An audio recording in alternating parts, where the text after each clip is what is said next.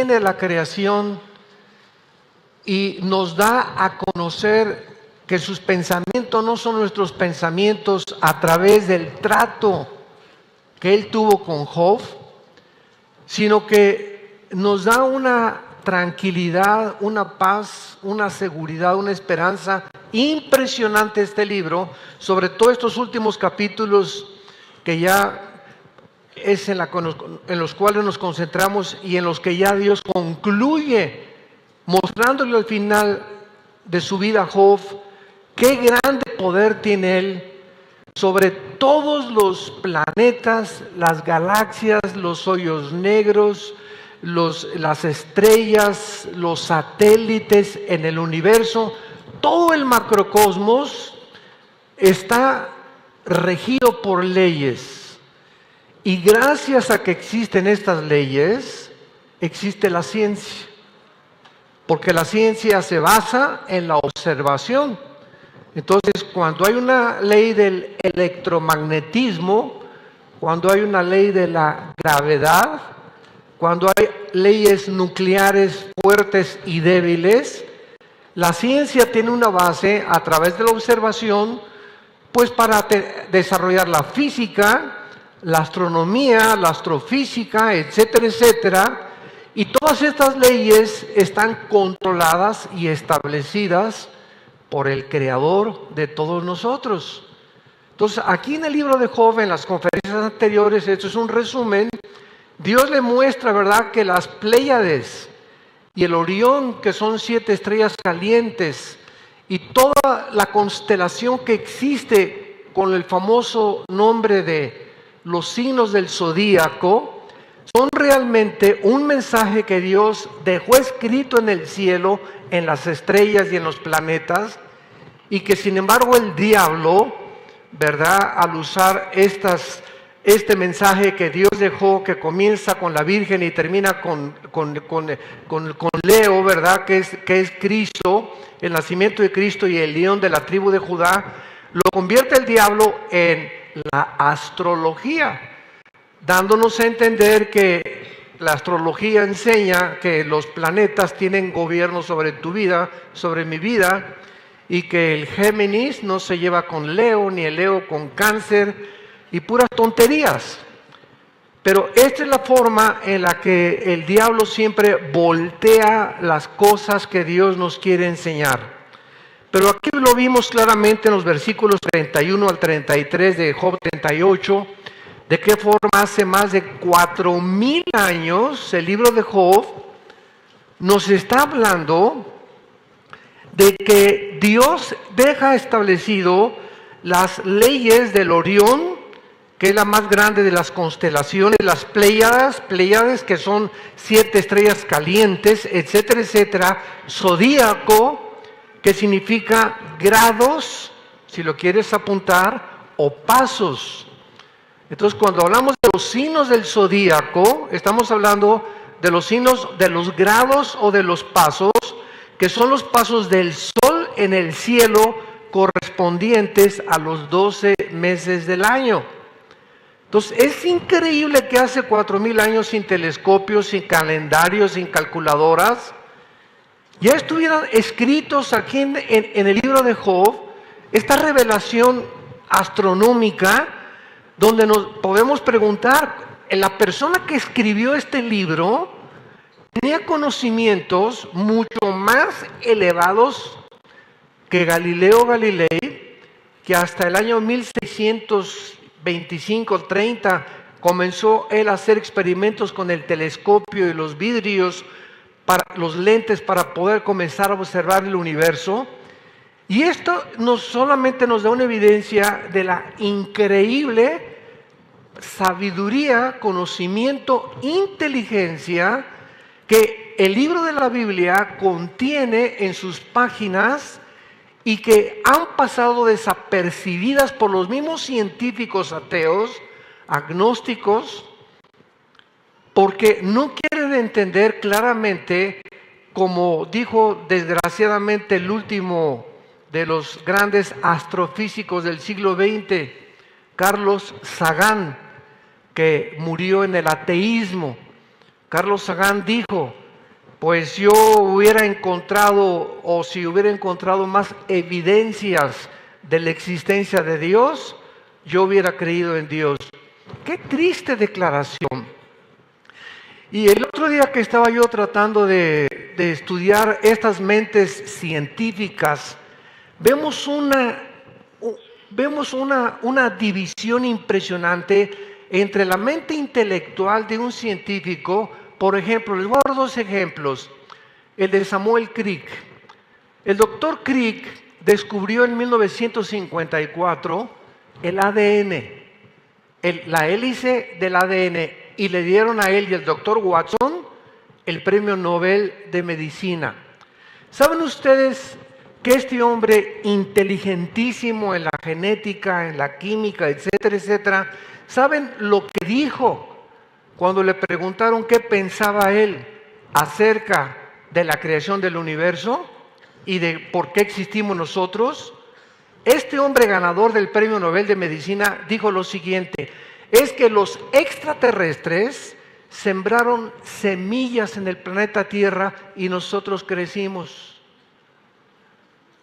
O sea, ¿cómo puede un hombre tener un premio y un valor y una inteligencia en una área tan increíblemente desarrollada como la investigación que él tuvo de ADN, y por el otro lado, en el área espiritual, como dice Romanos 1, 21 y 22, profesando ser sabios, se hacen necios? ¿Cómo puede haber una divergencia tan increíble, no? El libro de Amós habla de tortas no volteadas. O sea, cuando tú vas a freír una hamburguesa, la pones y la coces de un lado, ¿y qué tal si no la coces del otro lado? Pues no, ¿verdad? Tiene que estar cocida por los dos lados. Y hablando con este lenguaje, podemos usarlo para describir cómo hay mucha gente. Están cocidos por un lado y crudos por otro lado. Y en el área espiritual, las mentes más grandes que han negado a Dios están y han sido crudas completamente en la perspectiva y en la visión de las cosas de la creación del mundo y de Dios. Y el otro ejemplo es el del doctor Stephen Hawking, que se le considera el heredero de Einstein, que es un físico matemático inglés que tiene esclerosis múltiple, pobrecito, está en una silla, completamente atado a una silla de ruedas, solamente puede comunicarse a través de una computadora. ¿Saben ustedes lo que acaba de decir hace una semana el doctor Hawking?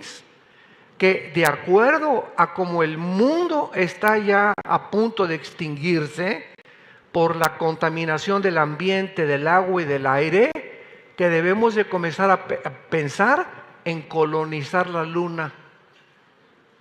Asústame.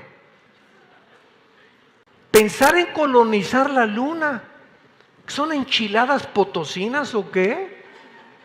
Imagínense nada más llevarnos el oxígeno de la Tierra, el Sol, la distancia que tiene la Tierra del Sol, las características que tienen aquí la vida. Como dice Hechos 17, Pablo a los atenienses: Dios prefijó el orden de los tiempos y los límites de nuestra habitación para que habitáramos, y Él hizo este planeta, el cálculo entre el hidrógeno y el oxígeno que respiramos, la distancia del Sol de la Tierra, todo el agua que bebemos, todo está interrelacionado para la existencia del ser humano en este universo. ¿Se imaginan ustedes lo que costaría y cuánto tiempo podríamos mantener una colonia en la luna de seres humanos? Digo, es increíble que estas mentes tan brillantes puedan estar tan desproporcionadas en la perspectiva que ellos creen que puede llegar o alcanzar la tecnología y los descubrimientos científicos. Y es que ese es el diagnóstico que hace la Biblia del ser humano. Profesando ser sabios, nos convertimos en necios. ¿Qué pensaba el más grande ateo del siglo XX? Friedrich Nietzsche, el alemán. Dios está muerto, escribió. Así hablaba Zaratustra, el anticristo. Y Nietzsche comenzó a enseñar: el ser humano es un ser tonto por seguir a Jesucristo, porque Jesucristo fue un perdedor. Escuchen lo que dijo: fue un perdedor porque escogió 12 pescadores en lugar de haber escogido a 12 intelectuales. Entonces, ¿ves cómo el mundo, sin tener la inspiración del Espíritu Santo, no entiende lo que Pablo escribió en 1 Corintios 1? Dios escoge lo necio para avergonzar a los sabios. Si Nietzsche hubiera entendido que ese era el plan de Dios, escoger 12 pescadores, como decía Cantinflas, deslustrados y desleídos, a propósito, para que la honra y el orgullo fuera de Dios y no de los hombres. Y esos 12 hombres ignorantes que escogió Cristo para que le siguieran y se convirtieran en sus discípulos, esos 12 hombres ignorantes pescadores cambiaron el imperio romano con el mensaje que comenzaron a predicar. Todo eso lo hizo Dios a propósito.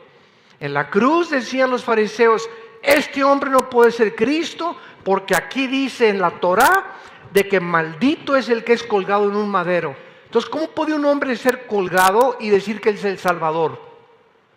Así los religiosos pensaban. Los griegos, que estaban también al pie de la cruz, pensaban: no. Los dioses Zeus y Afrodita y Artemisa y nuestros dioses griegos no hubieran permitido que un hombre, un hijo de los dioses, fuera exhibido y humillado enfrente de todos los demás. Tanto para la mente griega, para la mente religiosa, la crucifixión era una locura, pues Dios lo hacía a propósito para confundir la sabiduría de los sabios. Porque lo necio de Dios es más sabio que los hombres. Entonces, esta es la razón por la cual Jesús dijo: te alabo, Padre, y te bendigo, porque escondiste las cosas profundas de los sabios y de los entendidos y se las revelaste a los niños.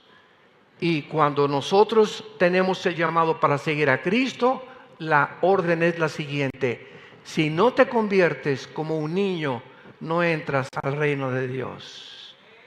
Si no tienes la humildad de un niño y la sencillez de un niño, y te sigues creyendo que por acá papucho de papuchos y tu intelectualidad y tu soberbia, eso es lo que te va a impedir conocer la verdad que se encuentra en la sabiduría y el conocimiento de Jesucristo. Y tenemos este libro de Job como una de las más grandes maravillas de los 66 libros que forman el compendio de este maravilloso libro que se llama la Biblia. Muy bien, Job era un hombre, como ustedes saben, rico. Tenía vacas, tenía camellos, tenía cuenta en Bancomer, en Banamex, en Bank America, etcétera, etcétera. Era un hombre que disfrutaba de una vida tranquila. Tenía hijos, tenía una esposa, tenía propiedades, etcétera, etcétera. Y de repente, de la noche a la mañana, se queda sin nada. Como dice uno de los salmos: Dios deshace como polilla lo más apreciado del hombre en segundos. Como lo que pasó en el 2008 de este siglo XXI, que cayó la bolsa 777 puntos, más de 65 billonarios. La mayoría de ellos se quedaron en la ruina y más de 40, 50 se ahorcaron, se suicidaron, se cortaron las venas o se pegaron un balazo. De la noche a la mañana se quedaron en el petate, sin ningún quinto. Entonces Job hace 4.500 años, porque este libro tiene la antigüedad del Génesis. De repente se queman todas sus propiedades, se mueren sus hijos y se queda sin nada. Y llega la esposa y le dice: maldice a Dios. Y Job le contesta y le dice a la esposa: ¿recibiremos de Dios el bien y no el mal? Sea Jehová bendito por los siglos de los siglos. O sea, si Job hubiera querido que alguien se fuera, hubiera sido su esposa. Ha de haber pensado, ¿por qué entre todos los que se fueron no se la llevaron también a ella, verdad? Pues también Dios tenía un propósito para dejársela ahí junto en el programa de Dios. Bueno, en medio de toda esta confusión, Job comienza a preguntarse: ¿qué he hecho de malo para que me haya pasado lo que me ha sucedido? Y entonces, todavía para atornillarlo más, llegan tres disque filósofos, los tres amigos cercanos de Job, supuestamente intelectuales, y le dicen a Job: ¿sabes una cosa? Hay un pecado escondido en tu vida. Esto que te pasó es porque hay un pecado en tu vida. Y esta es la forma en la que mucha gente continúa pensando en el siglo XXI. Que muchas veces a muchos cristianos les pasan cosas que parecería que fuera por un juicio de Dios, cuando no siempre debemos adelantarnos a juzgar lo que les sucede. Claro que muchas cosas malas suceden por el pecado, eso es inequívoco e inevitable, pero no siempre. Entonces, ¿se acuerdan ustedes en el Evangelio de Juan cuando llegaron los discípulos y vieron a un cieguito y le preguntaron a Jesús: ¿quién pecó para que éste naciera ciego? ¿Quién pecó para que éste naciera con síndrome de Down? ¿Quién pecó para que esta niña naciera con parálisis cerebral? Y siempre estamos buscando, desgraciadamente, que hay algo malo detrás en la familia para que esto haya sucedido. No siempre. No siempre, no siempre, no siempre. No somos nadie para juzgar según las apariencias. Entonces Jesús les contestó: pues no pecó ni este niño, ni este joven, ni sus padres, sino para que las obras de mi Padre se fueran manifestadas. Y Cristo sana al ciego para mostrarle un milagro impresionante a la gente. Entonces, este es el caso que nos presenta Job. Job no sabe qué le está pasando. ¿De dónde vienen tantas supuestas maldiciones que vamos a ver que no eran maldiciones? Y entonces, durante ese periodo, donde es el periodo donde no entendemos por qué choqué, por qué se murió mi hijo, por qué me quedé sin trabajo, por qué no encuentro trabajo, por qué me abandonó mi esposa, por qué me abandonó mi esposo. Estas preguntas que nos hacemos los cristianos cuando nos suceden cosas que no entendemos, ese es el tiempo de la fe. Ese es el tiempo precisamente donde debemos de decir: enmudecí y callé porque tú lo hiciste. No entiendo lo que me está pasando en este momento, pero ¿sabes una cosa, Señor? Confío y seguiré confiando en ti. Y yo sé que todas las cosas contribuyen para mi bien. Y aunque ahorita en este momento no lo entiendo, esta es la fe. Ahora bien, si no tienes esa fe, es porque no tienes al Espíritu de Dios. Porque Dios no nos ha dado un espíritu de cobardía, sino de poder, de amor y dominio propio. Entonces, ese espíritu que realmente tú debes de tener si te llamas cristiano, cuando pasemos el valle de sombras y de muerte, no tendremos miedo. Porque algo dentro de nosotros, que es el Espíritu Santo, nos va a sostener en ese periodo tan difícil donde no entendemos lo que estamos atravesando, pero por tener al Espíritu Santo vamos a tener paz. Vamos a tener paz. y vamos a salir adelante, y en los próximos 6 meses o el año que entra le vamos a dar gracias a Dios y le vamos a decir: ahora entiendo por qué perdí este ser querido, ahora entiendo por qué me dejó mi esposo, ahora entiendo por qué me pasó lo que me pasó. Cuando yo estaba en la tormenta era pura, explotó la bomba, puro aire, puro nube, pura polvo, no se puede ver nada. Y ya que se despeja el medio ambiente, comenzamos a entender los caminos de Dios y el inmenso amor que Dios nos tiene, porque Dios es bueno. Dios es bueno. Y lo que estás atravesando, lo estás atravesando porque es un tiempo de preparación, y antes de que Dios te pase al segundo año y al tercer año, tiene que haber una preparación siempre en nuestra vida espiritual. Como dice 2 de Pedro capítulo 3:10, después de que pasemos un tiempo de pruebas, Él nos fortalecerá, nos afirmará, nos consolará. Pero no podemos perder nuestra confianza ni nuestra fe en aquel que dijo: nunca te dejaré ni te abandonaré. Estaré contigo todos los días hasta el fin de mi vida. Muy bien, entonces Job aguanta la prueba y al final Dios comienza a platicar con él. Y cuando Dios se revela a Job, le comienza a hacer preguntas. Y estas preguntas que estamos analizando, y que esta es la penúltima conferencia, tienen que llevar a Job a comprender que Job, como dije, le enseñó el universo. Mira las estrellas, mira los planetas, mira Orión, mira las Pléyades. Si yo tengo cuidado del universo que yo hice y yo crié, ¿no voy a tener cuidado de ti? Si la Tierra sigue dando vueltas en 24 horas sobre su eje, con una inclinación de 23 grados sobre su eje y 365 días alrededor del Sol, Pancho, Carmelita, Chencho, ¿nunca te has preguntado quién le da vueltas a la Tierra?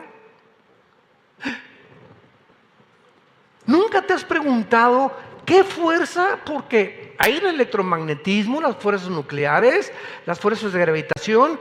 ¿Qué fuerza es la que mantiene girando la Tierra? ¿Quién le hizo así a la Tierra? Como una canica.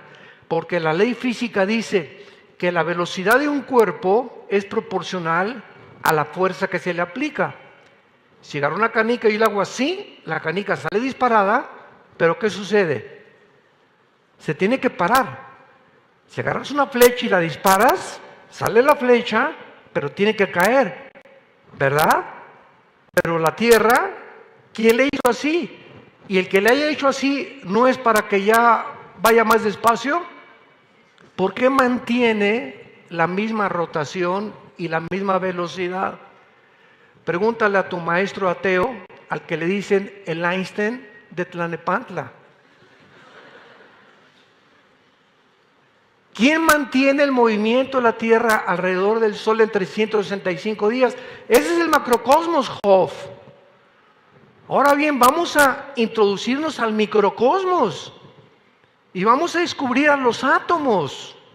Que los átomos tienen electrones, carga neutral, neutrones, electrones negativa, protones positiva. ¿Quién mantiene el movimiento microscópico para que este púlpito se mantenga y para que la materia exista? ¿Quién mantiene esa fuerza interna microscópica? Y después de que Dios comienza a Job a hacerle esas preguntas, claro que Job, no chepo, pues verdad, y nosotros igual que él, pues es que trasciende nuestra comprensión de las leyes del universo y las leyes físicas y nucleares. Ahora, y se trata en esta conferencia, en esta mañana, vamos con los animales. Capítulo 38. Vamos con los animales. Ven para acá, Job. Te voy a bajar del universo, del macrocosmos, del microcosmos, Y ahora comienza a observar la vida de los animales. Y te voy a demostrar, escuchen estos santos de Dios, damas y caballeros, ¿quién le pudo haber revelado hace más de 4000 años al autor del libro de Job la vida y la forma cuando paren las cabras monteses, cómo actúan los leones, los caballos, el pavo real que es tan bruto, el pavo real que pone sus huevos en lugares vulnerables donde pasan y los pisan? ¿Quién le reveló a esta persona o a este autor del libro de Job secretos de los animales hace 4000 años? Escuchen, cuando en el área donde se escribió el libro de Job, muchos de ellos no existían. Porque para tener la revelación que existe de los animales en el capítulo 38 y 39, se necesita estudiar zoología. Y haber pasado 4 o 5 años con películas, viendo la vida de los leones, viendo la vida de las cabras, de los caballos, para escribir lo que la Biblia nos revela. Fascinante. Qué maravillosa es la palabra de Dios. Capítulo 38, versículo 39 y 40. Comenzamos con los leones y termina Dios con las águilas. Y dice Job, vean ustedes los signos de interrogación. Es Dios, recordemos, cuestionando a Job. ¿Cazarás tú la presa para el león? ¿Saciarás el hambre de los leoncillos cuando están echados en las cuevas o se están en las guaridas para acechar? No cabe duda, santos de Dios, que la providencia de Dios es maravillosa, es increíble. Por ejemplo, antes de profundizar en los leones, en el Salmo 104, versículo 14 al 18, dice la Biblia: Él hace producir el heno para las bestias y la hierba para el servicio del hombre. O sea, si existen animales, síganme con cuidado, si existen animales, leones, elefantes, cabras, caimanes, cocodrilos, conejos, lógicamente el Creador tiene que haber creado también cómo sostenerlos. No están por accidente. Entonces, el león tiene una comida, la comida de las águilas es diferente, la de los conejos es diferente, la de los hipopótamos es diferente, y vemos que toda la clase y las especies de los animales tienen exactamente el heno para las bestias, la hierba, las vacas, si no fueran puestas en el campo, ¿qué comerían las vacas? Etcétera, etcétera. Toda la creación de Dios está perfectamente diseñada para comer exactamente lo que su estómago, sus pulmones, su hígado, su páncreas necesitan. A nosotros Dios nos dio la naranja, dale una naranja a un perro, va a ser... O dale una naranja a un caballo. ¿Por qué? Porque la naranja tiene los cítricos, las uvas tienen los antioxidantes, la papaya tiene las enzimas digestivas para mis intestinos. Todo lo que tenemos alrededor está diseñado para nuestro cuerpo. Dios no diseñó el Red Bull, ni la bebida Monster, ni jarritos que buenos son, ni las chaparritas, ni la mirinda, ni nada de esas cosas vienen de Dios. Cuando el hombre mete la mano a la creación de Dios para comenzar a vendernos cosas inventadas por nosotros, mezcladas con químicos, no nos comencemos a quejar por la salud que tenemos. Como me dijo el otro día un señor, ay hermano, que ore por mí. Y me dice su esposa, hermano, se toma una familiar de Coca-Cola a la semana. Y le dije, don Pancho, hasta que usted deje la Coca-Cola, Dios no es lámpara, el genio de la lámpara de Aladino maravillosa.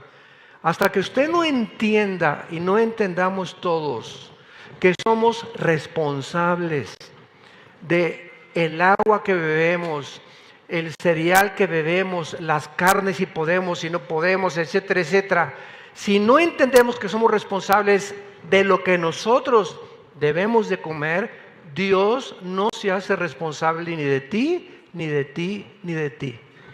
Y no vengas, dice Dios, ay hermano, póngame las manos y sáqueme este espíritu de retortijón. Ay hermano, ore por mi páncreas y tengo hipertensión. ¿Por qué tienes hipertensión, papá? Mira, pues tienes al azúcar elevadísima tal vez. Porque muchas veces padecemos de diabetes a menos que no sea degenerativa o genética.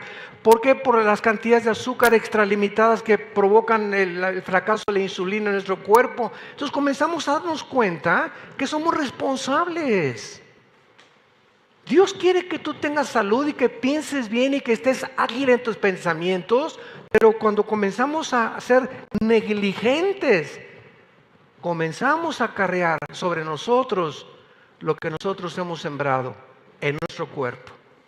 Cada cosa que le pongo a mi cuerpo son semillas que estoy sembrando de destrucción o de salud. No hay más que de dos cosas. Cada cosa que te llevas, cada galletita, cada dulce, cada postre, cada bebida que ingerimos va a producir consecuencias para bien o para mal. Recuerda todo eso durante toda tu vida. Entonces vemos aquí en el 104 que Él hace producir el heno para las bestias, la hierba para el servicio del hombre, sacando el pan de la tierra y el vino que alegra el corazón del hombre, el pan que sustenta la vida del hombre. Versículo 17, allí anidan las aves, en las hayes su casa la cigüeña, los montes altos para las cabras monteses, las peñas madrigueras para los conejos. Dios diseña el medio, el modus vivendi, el hábitat, el alimento de todo lo que creó. Los peces tienen un alimento, los tiburones tienen un alimento, las morsas tienen un alimento, los osos tienen un alimento, pero ¿sabe una cosa? Que todos nosotros estamos ciegos y nunca nos ponemos a pensar y a reflexionar en todas estas cosas que están interrelacionadas y que forzosamente nos tienen que llegar a la conclusión de que tiene que existir un creador. Tiene que existir alguien detrás de todo esto. No puede ser accidente. Tendríamos que estar marihuanos para concluir que es un accidente y que venimos de los changos y que somos el producto de una evolución. Solo una mente completamente distorsionada y es la irracionalidad más grande que existe en el pensamiento, en el intelecto humano, el llegar a concluir que somos un accidente y que somos el resultado de la evolución de los animales. Dios supervisa toda la creación y ahora nosotros, ¿verdad?, como seres humanos pasamos bastante trabajo tratando de ordenar nuestra vida y trabajo para que todo funcione bien, pero Dios no solamente creó el universo, sino que lo sigue sosteniendo. Y si Dios sigue sosteniendo la vida de las cabras y de los leones, dice la Biblia que le preguntó Dios a Job, ¿dónde encuentran los leones su comida? Si Dios no hubiera dado a los leones las garras que tiene, los dientes que tiene, y no hubiera hecho tan tontas a muchas cebras y a muchos venaditos que son la comida de los leones y que los leones los alcanzan y los matan, los leones se morirían de hambre. Si las jirafas no tuvieran el cuello que tienen, tan grandísimo, no podrían sobrevivir porque el alimento que muchas jirafas tienen se encuentra solamente en las copas de los árboles. Y así nos vamos por todos lados recorriendo las maravillas de Dios. Y los conejitos, ¿verdad? Lo que comen es exactamente lo que necesitan. Ya olvidémonos de eso. Las hormigas, por el amor de Dios. ¿Qué comen las hormigas? ¿Sándwich de jamón con queso panela? No, ¿verdad? Entonces, los pajaritos que comen puros gusanitos. ¿Quién creó a los gusanitos? ¿Cómo pudo la madre naturaleza? ¿Y quién es la mamá de la madre naturaleza? ¿Quién es su papá? Todas estas cosas nos llevan solamente a una conclusión. Dios le está diciendo a Job: ¿sabes tú cazar la presa de los leones que sirve de alimento a sus cachorros? No, ¿verdad? Yo soy el que puedo proveer para que el león alcance y sus cachorritos, cuando el león llegue y los cachorritos estén en su cueva, que los cachorritos de los leones no saben cazar, igual mamá osa, cuando son ositos no los deja salir de la cueva, los leones tampoco, porque pueden comer hongos venenosos. Y hasta que el osito tiene 4 o 5 meses de edad, la mamá osa saca al osito y le da chance que ya se vaya al campo, porque ya le enseñó a distinguir lo que es bueno y lo que es malo para comer. Eso es lo que Dios le está preguntando a Job, y le está diciendo a Job: Job, fíjate nada más todo lo que yo sostengo y la comida interrelacionada de todos los animales. ¿No tendré cuidado de ti? ¿No tendré cuidado de ti? Ay, hermano, no tengo trabajo. Y como dijo en Teofilito, ni lo tendrás. ¿Por qué? Por tu incredulidad. Es la incredulidad la que nos impide recibir de Dios. Ay, hermano, ayúdame a encontrar trabajo. ¿Sabes una cosa? Alaba a Dios ahorita porque no tienes trabajo. Y pregúntale, ¿cuál es el propósito ahorita para que no lo tengas? Y cuando Dios vea tu fe, cuando Dios vea que confiamos realmente en Él, porque sin fe es imposible agradarlo.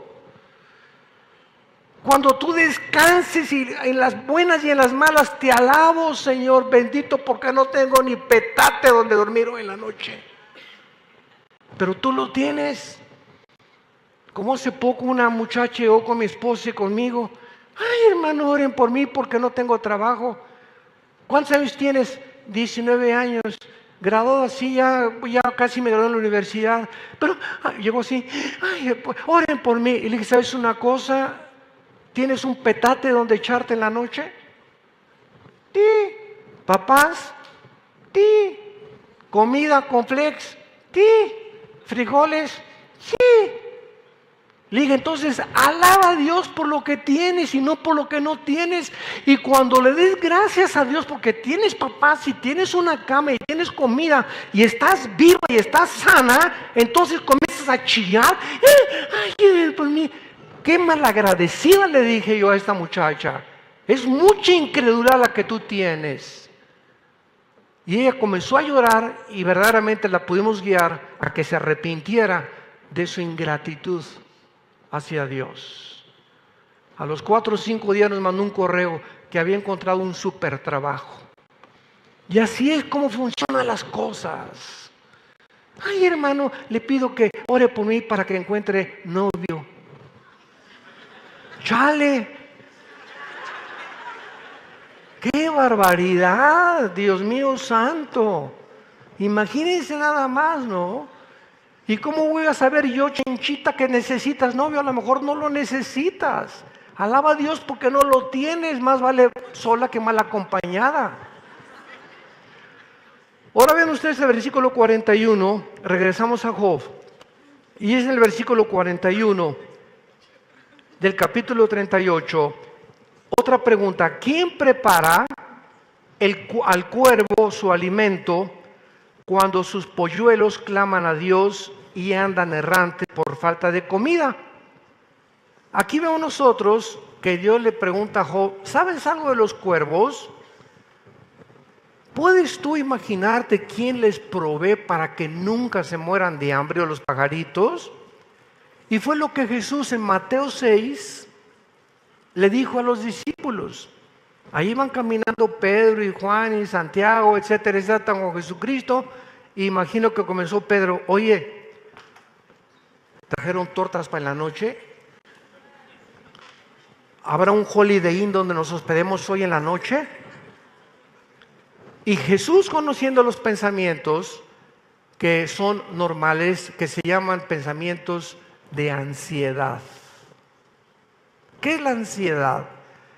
Es un estado en el que no te deja vivir tranquilo porque comienzas a anticiparte con temores que no han sucedido y que ni sucederán. Y comienza a pensar, ¿y si se muere mi esposo? ¿Y para qué aceptas ese pensamiento, por el amor de Dios?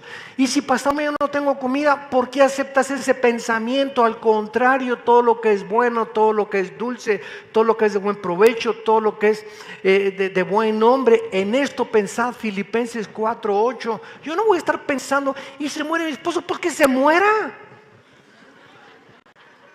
Y si mi hijo se va, pues que se vaya.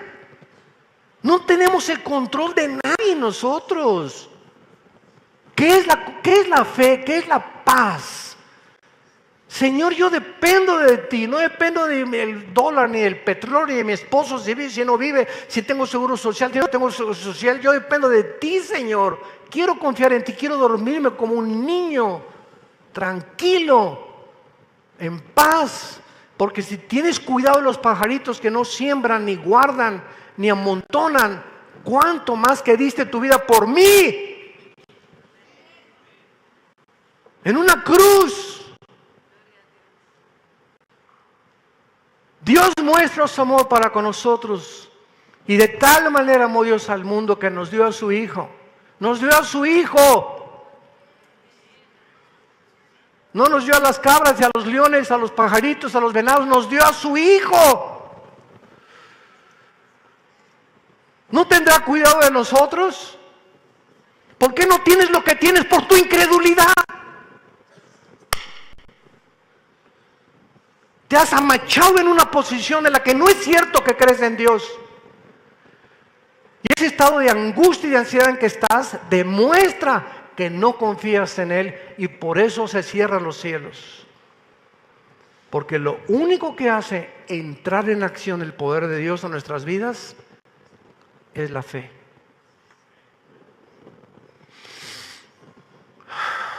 Es la fe, nada más. Que este pensamiento taladre y selle lo más íntimo de las fibras de nuestra alma. Capítulo 39 de Job, del 1 al 4. Veamos ahora las cabras y los venados. ¿Sabes tú el tiempo en que paren las cabras monteses? Si alguien lo sabe, levante la mano esta mañana.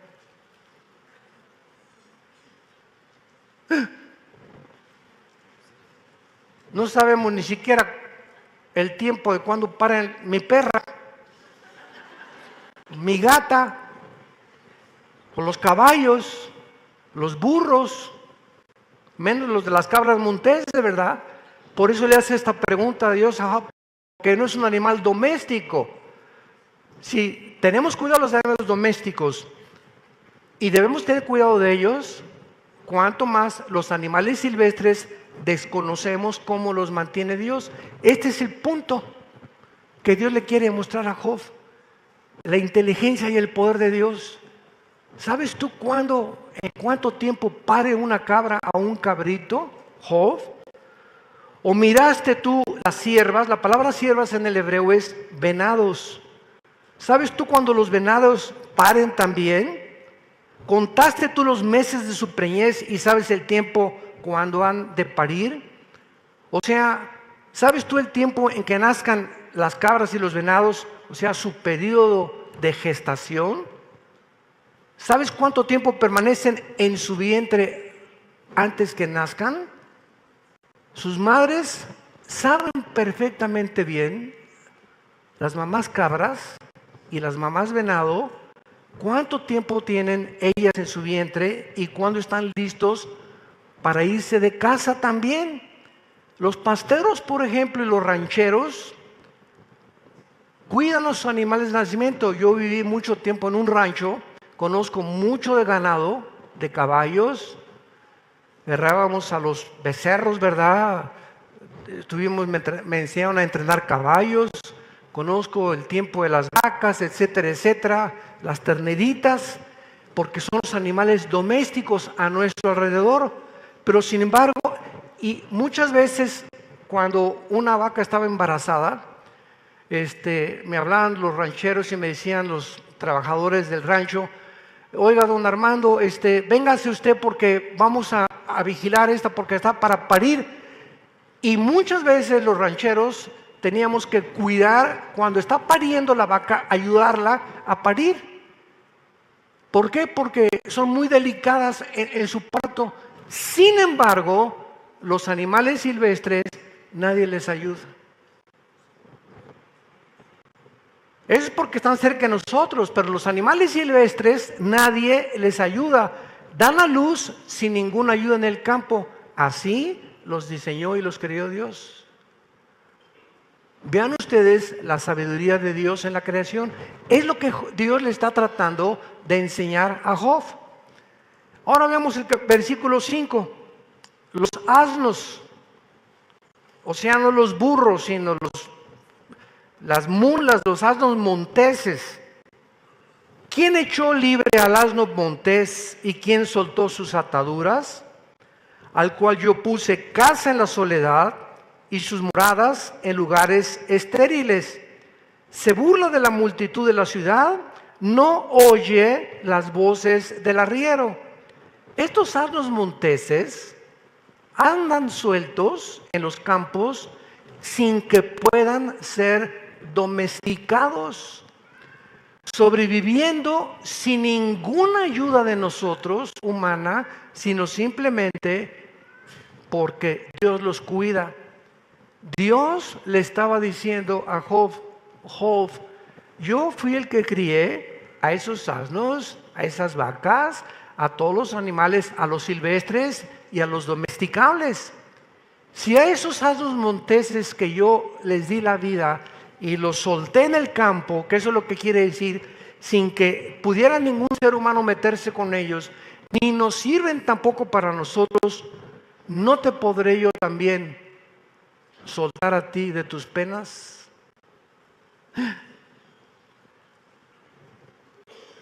Y si yo los alimento, ¿no tendré también cuidado de ti? Esto era el mensaje que Dios nos envía en esta mañana.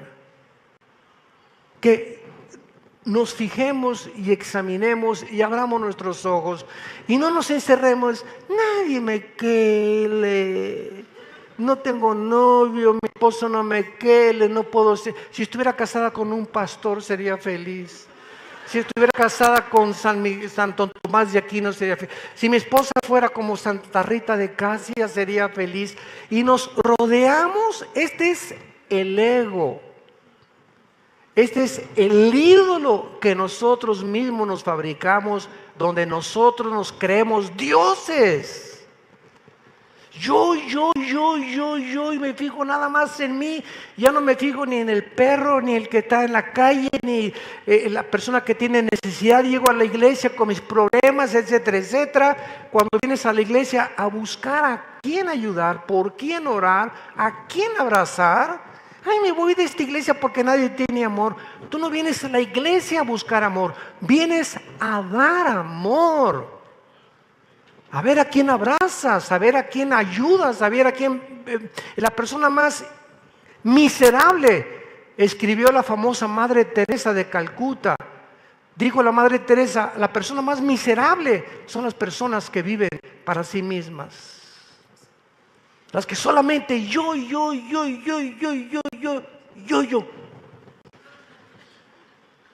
Y por eso no tenemos ojos ni para una puesta del sol, ni las montañas, ni levantarnos en la mañana y alabar sin trabajo y sin todo. Gloria a Dios, estoy vivo, tengo salud, mis hijos, qué lindos, mis nietos, etcétera, etcétera. Vamos a ir a Acapulco, vamos a dormir en la playa, aunque sea en la playa, pero vamos a divertirnos, ¿verdad? Porque la vida es bien corta y no,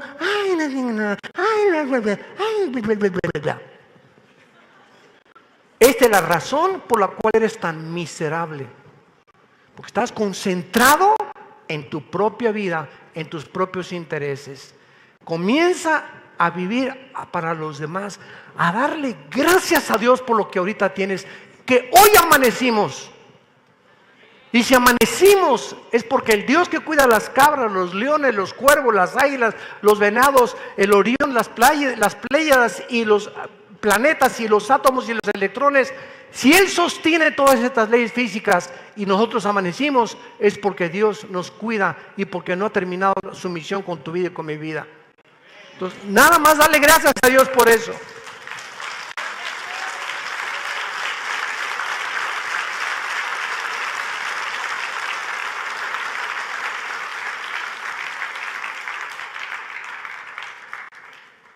Y en penúltimo lugar dice el versículo 9, los búfalos, ¿querrá el búfalo servirte a ti?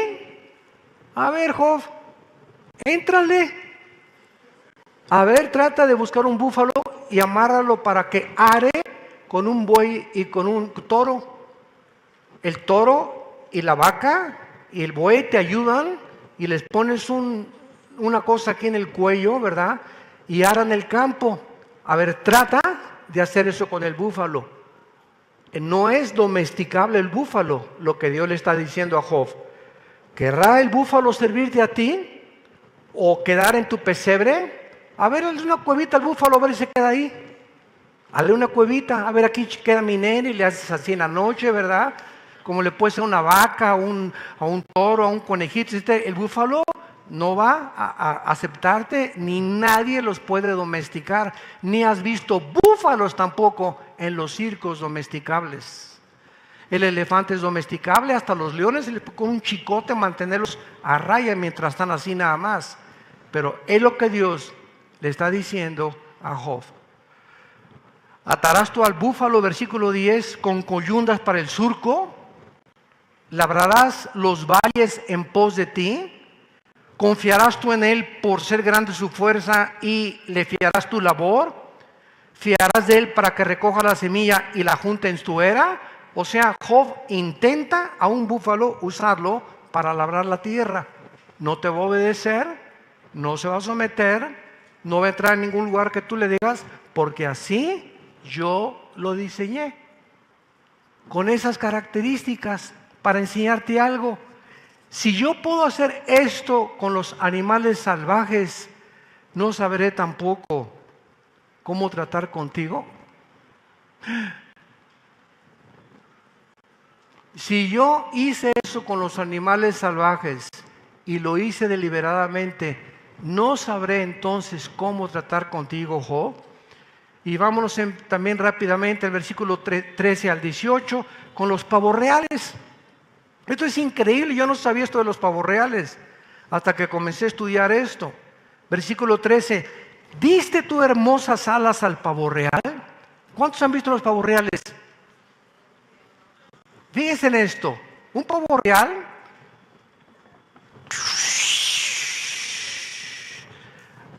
extiende sus alas y dices, cámara, ¿verdad? Como dicen los jóvenes.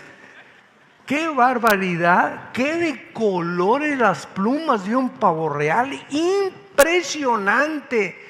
¡Qué alas más hermosas! Pero a pesar de esto, no puede volar. No puede volar. Le dio Dios las alas más hermosas de todas las aves que existen a los pavos reales. Y no pueden volar. Y además son de los más brutas de las aves. Veamos lo que hacen los pavos reales. Versículo 14, el cual desampara en la tierra sus huevos y sobre el polvo los calienta, y olvida que el pie los puede pisar y que puede quebrarlos la bestia del campo. Se endurece para con sus hijos como si no fuesen suyos, no teniendo que su trabajo, temiendo, haya sido en vano, porque le privó Dios de sabiduría y no le dio inteligencia. Dios hizo a los pavorreales bellísimos en cuanto a su plumaje, pero brutos, brutos, brutos, y sin ninguna inteligencia, y así hay cantidad de artistas en el mundo. Mujeres bellas, bellas, bellas, hombres guapos, guapos, guapos, políticos, ¿verdad? Inteligentes, inteligentes en unas áreas. Sin embargo, no es posible. ¿Se dan cuenta? No es simplemente la belleza lo que se necesita. Necesitamos la sabiduría de Dios. Y esto es lo que Dios le está diciendo a Job.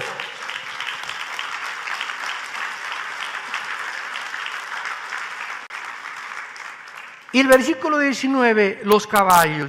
Diste tú al caballo la fuerza, vestiste tú su cuello de esos crines ondulantes, le intimidarás tú como a la langosta, el resoplido de su nariz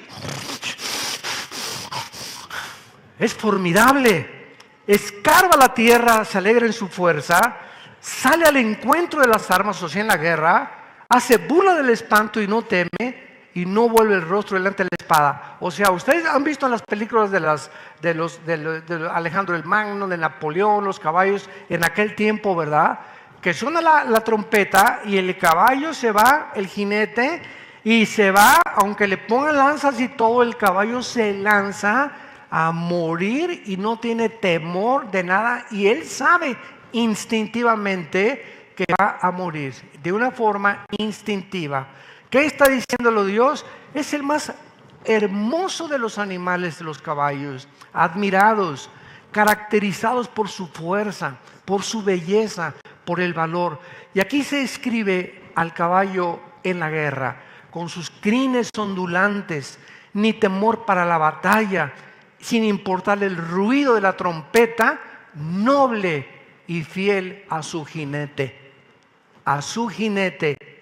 ¿Podía crear Job una criatura tan hermosa, fuerte, noble y valiente? ¿Podía entender que fue Dios quien lo diseñó de esa manera para ayudarnos? ¿Qué hubiera pasado si no hubiera Dios creado caballos? No hubiéramos conquistado el mundo. No nos hubiéramos transportado de un lugar al otro lugar. ¿Qué hubiera sido Dios si en el desierto, en el Medio Oriente, no hubiera inventado los camellos? ¿Cómo podrían los árabes cruzar un desierto con un animal que es el único animal, los camellos, que pueden estar un mes sin tomar agua? Llenan el tanque de pura premium y les dura un mes. ¿Qué hubiera pasado, verdad? Sin eso, Dios diseñó un estómago impresionante a los camellos que no lo tienen. Eso contradice la teoría de la evolución. Cada animal fue diseñado con un ADN y características genéticas, con comida diferente de todos los demás, para mostrarnos la creación impresionante, el diseño y la inteligencia del que dio su vida por nosotros en una cruz. Es Dios quien determina el curso de las batallas, por lo tanto Job debía temer esto antes a Dios. Finalmente encontramos el halcón y en el águila, versículo 26, vuela el gavilán. La palabra gavilán es netz en el hebreo, ponlo ahí, es halcón, es el halcón, se tradujo gavilán. Vuela el halcón por tu sabiduría, extiende hacia el sur sus alas. Se remonta el águila por tu mandamiento y pone en alto su nido. Ella habita y mora en la peña, en la cumbre del peñasco y las rocas. Desde allí acecha la presa. Sus ojos, ¿quién les reveló esto? Hace 4,000 años, que el águila había más de 4 o 5 kilómetros de distancia. ¿Quién le reveló esto al autor del libro de Job? ¿Qué, se fue con un águila y comenzó a observar a las águilas? ¿O cómo pudo saber esto? Sus ojos observan de lejos, sus polluelos chupan la sangre, y donde hubiere cadáveres, allí está ella. ¿Le ordenas tú al águila volar y poner su nido donde lo ponen? Hasta arriba de las montañas. ¿No puede entonces Dios hacer cosas grandes contigo? Y si puso el águila hasta arriba, ¿tú crees que Dios no quiere ponerte también, exaltarte algún día? ¿Tú crees que Él es el que no tiene el poder de poder hacerte que subas de puesto y que mejores en tu vida, que mejore tu trabajo, que mejore tu familia, que mejore tu matrimonio y tus hijos? ¿No puede entonces hacer Dios cosas grandes contigo? Si las aves confían en que Dios las dirija, podemos nosotros también confiar en que Dios siga dirigiendo nuestras vidas. Santos de Dios, estas son las maravillas de la Biblia encerradas en un libro impresionantemente maravilloso y profundo. Ya no sigas hoy en la noche viendo ricas y famosas.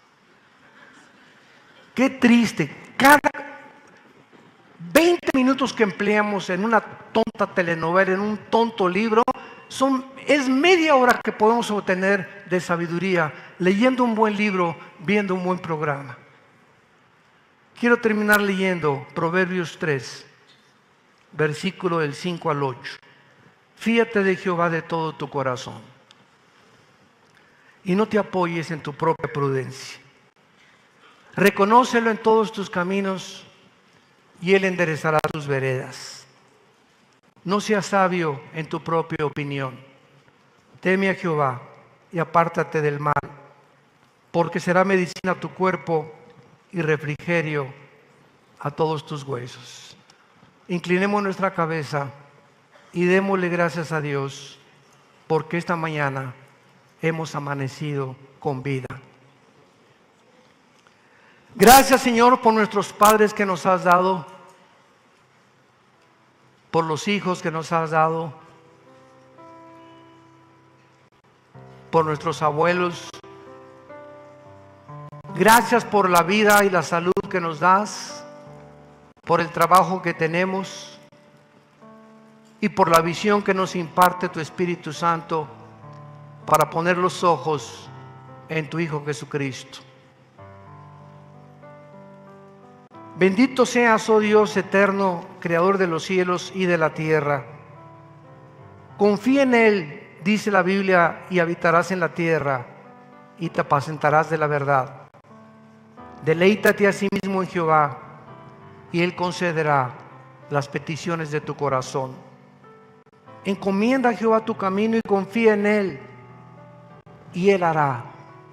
Dios busca la fe y a Él quiere revelarle a ese varón y a esa mujer que ponen su confianza y tienen paz, revelarle los secretos más profundos de la naturaleza, del universo y del mundo espiritual.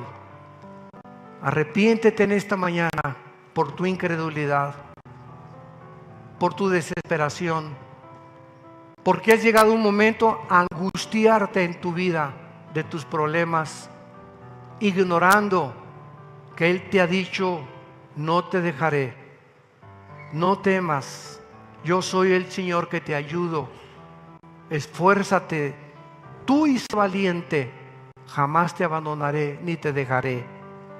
Gracias, Señor, por estas promesas que son las que nos sostienen y nos mantienen con vida, sabiendo que aunque andemos en valle de sombras y de muerte, nunca tendremos temor de ti.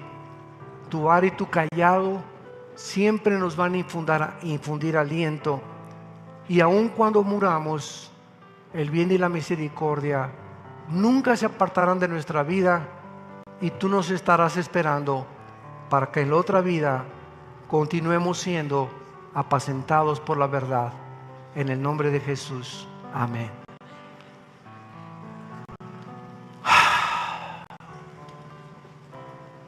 Qué maravilla del libro. Bendita palabra de Dios. Bendita Escrituras.